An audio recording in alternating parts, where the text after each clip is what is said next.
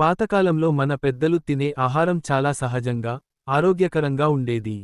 అప్పటి ఫుడ్ అనేది ప్రకృతికి దగ్గరగా ఉండేది. ఇంట్లోనే పండించిన ధాన్యం, కూరగాయలు, పండ్లతో వండిన భోజనం ప్రతి ఇంట్లో సాధారణంగా ఉండేది. రసాయన ఎరువులు, పురుగుమందులు లేకుండా పండిన పంటలే మన ఆహారం అయ్యేవి.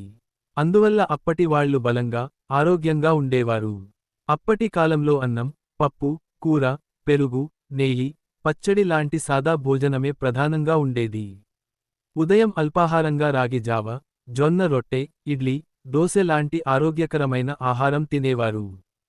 సాయంత్రం తినే చిరుతిండి కూడా ఇంట్లోనే తయారుచేసిన సున్నుండలు, పప్పుచెరుకు, శనగలు లాంటివే. బయట ఫాస్ట్ ఫుడ్ అనే మాటే పెద్దగా వినిపించేది కాదు. ఇప్పటి కాలంలో ఆహారపు అలవాట్లు పూర్తిగా మారిపోయాయి. మనం ఎక్కువగా బయట ఆహారంపైనే ఆధారపడుతున్నాం.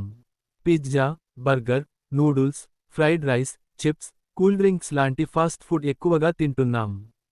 ఇవన్నీ రుచిగా అనిపించిన ఆరోగ్యానికి చాలా హానికరం. ఇందులో ఎక్కువ నూనె, చక్కెర, ఉప్పు, రసాయన పదార్థాలు ఉంటాయి. అప్పటి ఫుడ్లో పోషక విలువలు ఎక్కువగా ఉండేవి. శరీరానికి కావలసిన విటమిన్లు, ఖనిజాలు, ప్రోటీన్లు సహజంగానే లభించేవి. కాని ఇప్పటి ఫుడ్లో పోషకాలు తగ్గిపోయాయి. ప్రాసెస్ చేసిన ఆహారం ఎక్కువగా ఉండటం వల్ల ఆరోగ్య సమస్యలు పెరిగిపోయాయి. చిన్న పిల్లల నుండి పెద్దల వరకు ఊబకాయం, షుగర్, బీపీ, గుండె జబ్బులు లాంటి వ్యాధులు పెరుగుతున్నాయి. పాతకాలంలో కుటుంబం మొత్తం కలిసి కూర్చుని భోజనం చేయడం ఒక ఆనవాయితీగా ఉండేది. భోజనం ఒక పండుగలాగా జరిగేది. కాని ఇప్పుడంతా తొందరగా తినడం, మొబైల్ చూస్తూ భోజనం చేయడం అలవాటయింది. దాంతో ఆహారంపై శ్రద్ధ తగ్గిపోయింది. అప్పటి ఫుడ్ తయారీకి సమయం పట్టేది, శ్రమ ఉండేది.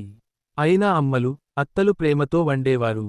ఇప్పటి ఫుడ్ ఎక్కువగా రెడీమేడ్గా వస్తోంది.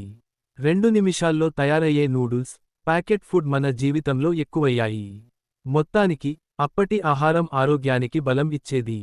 ఇప్పటి ఆహారం రుచికి ఎక్కువ ప్రాధాన్యం ఇస్తోంది కానీ ఆరోగ్యాన్ని దెబ్బతీస్తోంది. కాబట్టి మనం పాతకాలపు ఆహారపు అలవాట్లను మళ్లీ అలవాటు చేసుకోవాలి. ఇంట్లో వండిన భోజనం తినాలి, సహజమైన పదార్థాలను ఉపయోగించాలి. అలా చేస్తే మన ఆరోగ్యం మెరుగ్గా ఉంటుంది, జీవితమూ సుఖంగా సాగుతుంది.